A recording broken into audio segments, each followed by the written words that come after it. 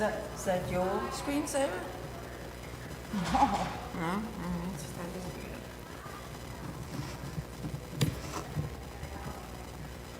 Usually we just unplug it and plug it back in again. It works.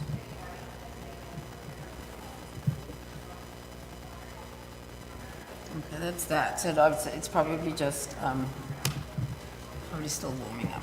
Okay.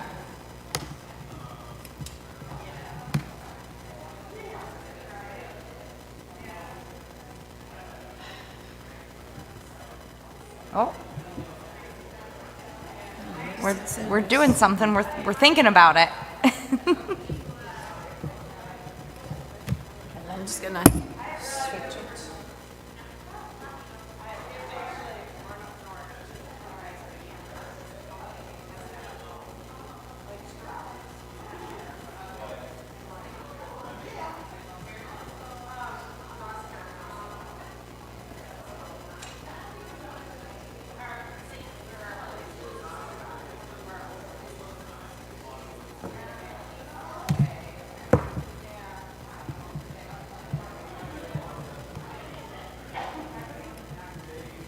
Oh, it's so difficult to get it in. I know, it really, really fights ya.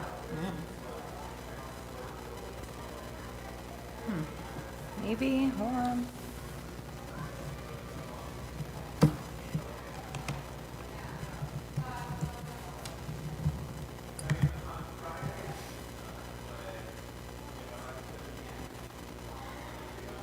Maybe restart this and see.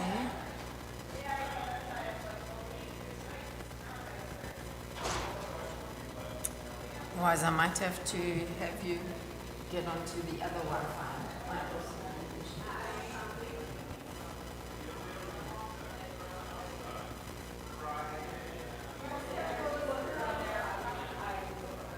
Well, it's, no.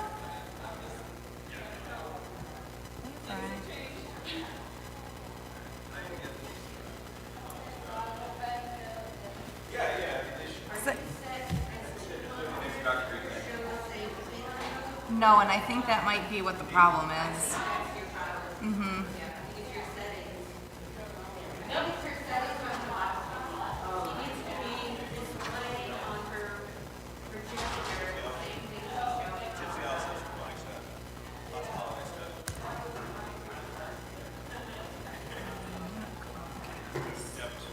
I also want you to switch the Wi-Fi. Okay. So go and look for the CST. Mm-hmm.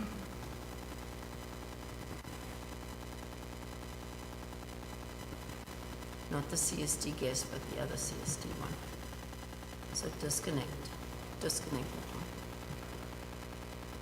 And then try looking for Wi-Fi's.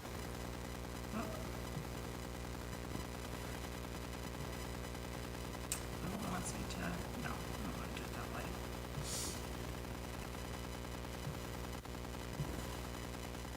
Should be CST admin. Okay. Yeah, okay. And then it's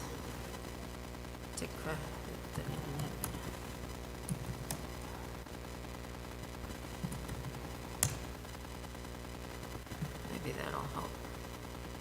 Then you might have to unplug it again and plug it back in again. Well, this is my screen somehow. 'Cause like, Yeah, that's what I said. It looks like your screensaver, but your display thing is not. Yeah. You're showing two different monitors versus the same one twice. So, what kind of machine do you have? it's a Chromebook. I Go to know. your settings.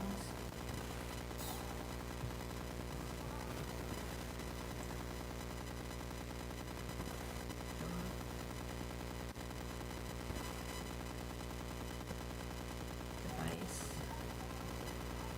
Display. You want to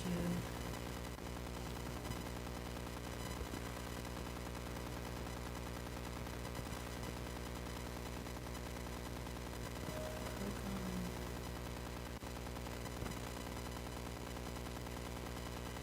on mirror. That's what you want. No, here. You put it on.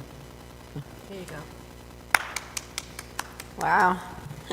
Thank you. All right. Good to have an expert in the house. I know. All right. So hopefully you go with these other microphones. Oh, perfect. Good. Okay. Yeah. I'll be around. I'll be in the library if you need me because I've got a meeting to go to. So. Okay. But you're streaming also. All right. Thank you. Thanks. Thank you for your help. All right. Well, since you're my only live participant,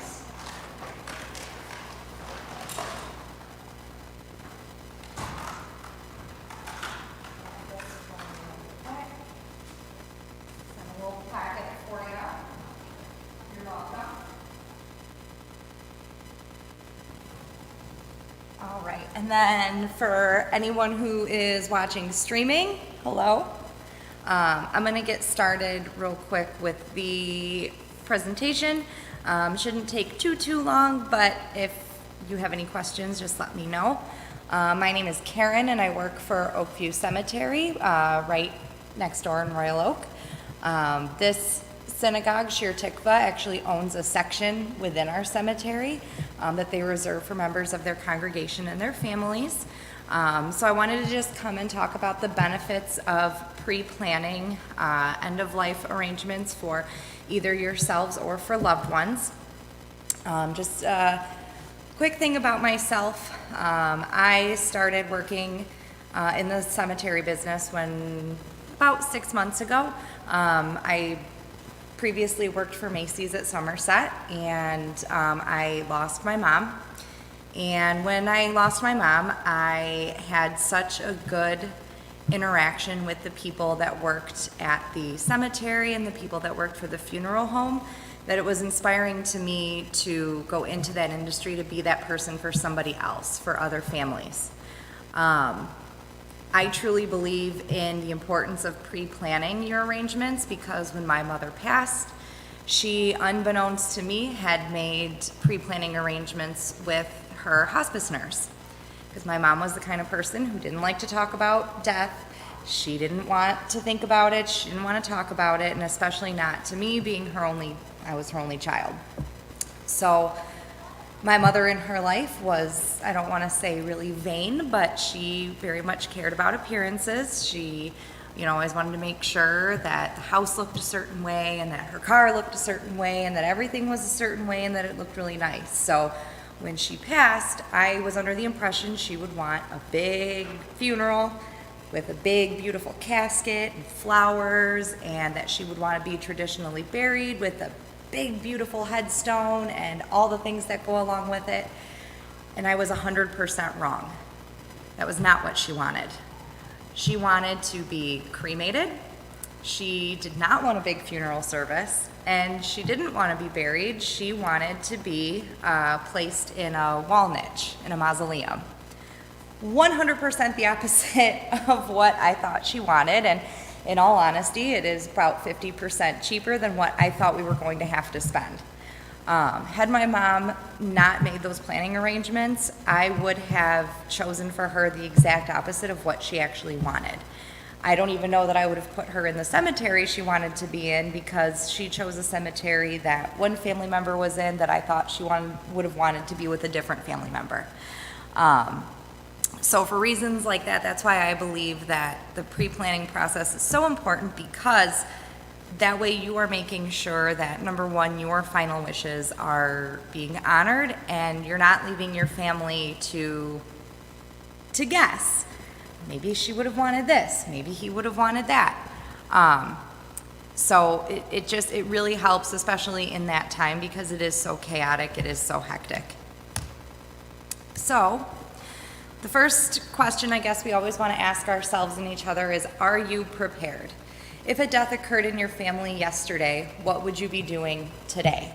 Do you know who you would call? Do you know where they would want their services held? Do you know what type of casket they would want or what they want written on their headstone? How are you preparing today for something that could happen at any point in time? We plan for all of the important things in our lives. We plan to go to college, we plan for careers that we want, we plan for weddings, starting a family, going on vacation, buying a home, and retirement. But one of the things that we usually fail to plan for is the end of our lives. There are 99, but really over 100 things that are, most of them, permanent decisions that must be made within the first 24 to 36 hours of a loved one's passing. In the folder that I gave you, there's a booklet that lists all of the things that are needed when a person passes. And it kind of just goes over the different types of documents you need to find, the types of paperwork you're going to have to fill out, how many death certificates you may need for when a person passes, and things like that a lot of times people don't really think about until it's too late. One good example is a close friend of mine. When her sister passed, it took them 3 weeks to find her Social Security card. And they needed that for a lot of things after her service. They needed it to do things with her vehicles, with all kinds of other things, and they couldn't do it for 3 weeks because they didn't know where she had her Social Security card. So just things like that we really don't think about until we have to think about it. Making decisions like this in advance has many advantages. For one, it'll give you and your loved ones peace of mind that not only are your wishes protected, but everything that you're going to need is already done and taken care of and set aside. Pre-planning also offers a savings in the cost of, if you're looking for a plot, if you're looking for a headstone, because much like real estate, everything just keeps getting more and more expensive. By pre-planning things like this now, it's going to help alleviate a cost down the road for your families. One great example of that I saw was a family who had come and purchased plots with us 30 years ago, and they were on the fence if they wanted to keep those plots or if they wanted to maybe give them to another family member and buy their own. And I said, okay, do you know how much these were paid for when you bought them 30 years ago? They said no. I pulled up the contract and they paid $300 for them. And I said, you're more than welcome to give them away if you like. You can absolutely do that. But those same plots in that same section are now about $4,000. And they said, we'll keep them. So it's always better to get them earlier so you can lock in the cost that they are today. Another benefit to selecting now is selection of spaces in adjacency to friends or family. Being that your synagogue has its own section, you're already guaranteed to have a space near your friends. But if you want to be right next door to somebody in particular, if you want your family to all stay together, it's important to get those spaces now because someone else might buy the one next door to mom, and there's nothing that we can do after that. So if it's important to keep your family together, you really want to make sure that you get those spaces now, so then that way you're ensuring that everybody can kind of stay in their nice little section. And lastly, just the knowing that your exact wishes and preferences will be carried out, knowing that you're not going to have your family make those decisions or try to figure out what it is you wanted. It's already taken care of. They're already going to know what to do. So what are the odds in a lifetime? So 1 in 25,000 people will lose their home to a house fire. We buy homeowners insurance to make sure that if something like that does happen, we're covered. 1 in 2,000 will experience a fatal automotive accident. Again, we buy car insurance so that in case something like that happens. 1 in 500 will face a financially devastating disease. We pay for health insurance to make sure that those costs are covered. But 1 in 1 will experience a death. Every person, unfortunately, will come to the end of their lifetime, and that is something that most people do not prepare for. You could go your entire life and never have a house fire, but we pay for the insurance just in case. We will all at some point need some type of end-of-life care or service, and so that's why it's so important to plan for it ahead of time. Why should this be a priority now? Families at the end of life must pay out of pocket for all uncovered expenses at the time of the loss. So what that means is if you have to conduct a burial for somebody, all that entire amount has to be paid upfront before a burial can take place.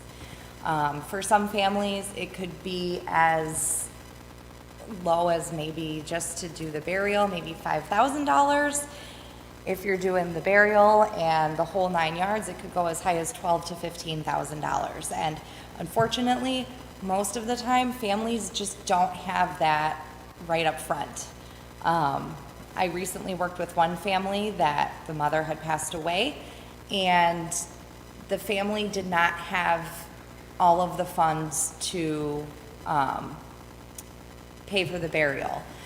So we had to help them set up, like I helped the daughter set up a GoFundMe. I had to help her reach out to family members so that those that wanted to help chip in towards the cost were able to do so with me over the phone. And it was a big undertaking, but we got it, and we got it figured out for her. And it was really touching because one of the things that she said to me was if I didn't help her get these things situated, she didn't know if she was going to be able to bury her mother. And it's tough, you know, on the one hand, you don't want to see that happen to somebody, but on the other hand, I just think about if the mother had planned ahead for this, she had the plot, she had that, but she didn't pay for the burial, she didn't pay for anything else except for the space. Had she paid for the burial, her daughter would have had a lot less stress during that time than she already would have had. I don't know about other cemeteries or funeral homes, but we offer financing that does not hit your credit. So for families that want to make payments, we offer payment plans in-house, which is nice. No credit check, no health questions, none of that sort of thing. And we provide a grandchild benefit at no extra cost. In your packet, there is a kit that I put in there that just helps to kind of go through and look at every single piece you would need to see for pre-planning. So it goes over like wills, executors, different arrangements that would have to be made, things like that. And it kind of helps to keep everything in one place.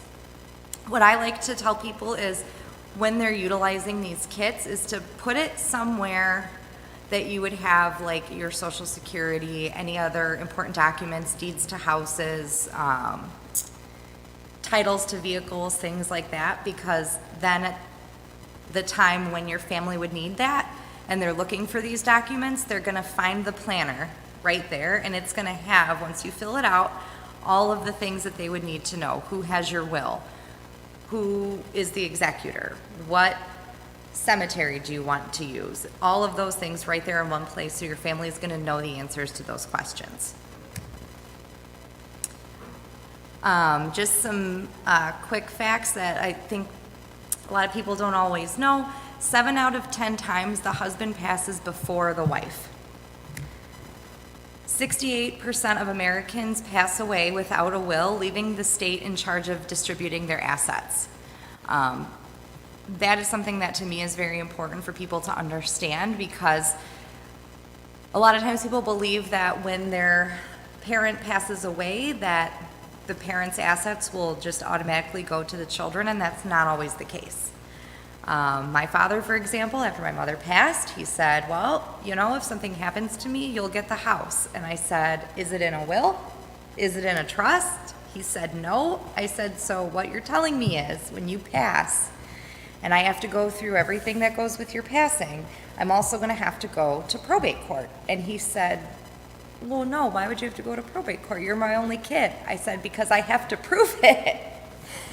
And he didn't really think about that, so now he's gone and he's put everything into a trust so that I don't have to do that. 85% of children want their parents to have planned in advance, yet only 25% actually do. So again, in the case of my mom, I was fortunate that she had made plans with her hospice nurse so that we knew what her final wishes were. And I'm fortunate that part of my father's final wishes are to go with my mom where she is. I know what funeral home he wants now. Like, I know all of these things. So when the time comes, I'm now prepared. But unfortunately, most children, when a parent passes away, they're not prepared. They don't know what mom wanted. They don't know what their dad wanted, because it's not a conversation that's fun to have with your kids. But it's good to either have that conversation or have something planned out, so then that way, when the time comes and they need it, it's one less thing that they need to be worried about. So where do we start? Again, in your packet, I gave a planning guide that really helps to go through everything that would be needed at the end of life. It will help you to really get a broader picture of what things you would need. And it really helps you to figure out, okay, I got to get all these papers together, all those papers together, and find a good place for them. As a reminder, we must also have a plan for the loved ones who we now have in our care. And by that I mean any family members that you may be in possession of their ashes. I know that typically in the Jewish faith, that cremation is not always something that's done, but I know sometimes it is something that's done. It just kind of depends on that person's belief, but often what will happen is families will have somebody's ashes either on a mantle, maybe on a bookshelf, and a lot of times people don't know what to do with them at the end of their life. It's good to have a plan of what we're going to do with these family members' remains so that they don't end up, unfortunately, being lost. That is something that unfortunately happens from time to time. And we don't want to see that happen. We want to make sure that everyone's loved one has a place, and that we're not just leaving it up to somebody else. And at this time, if you have any questions for me, I'd be happy to answer them. Otherwise, that is the end of my presentation. Thank you.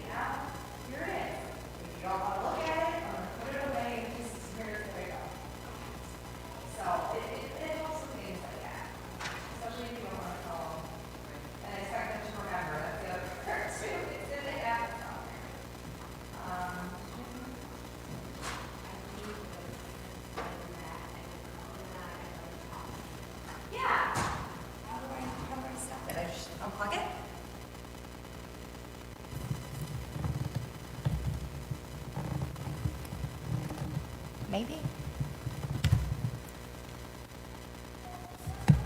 Does that stop it from streaming? Oh, okay.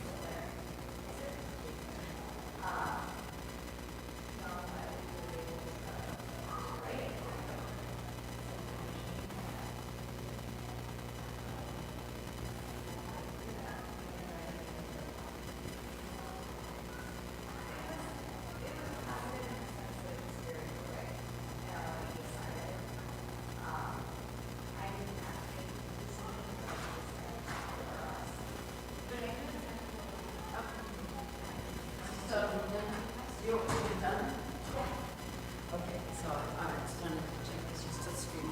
Oh,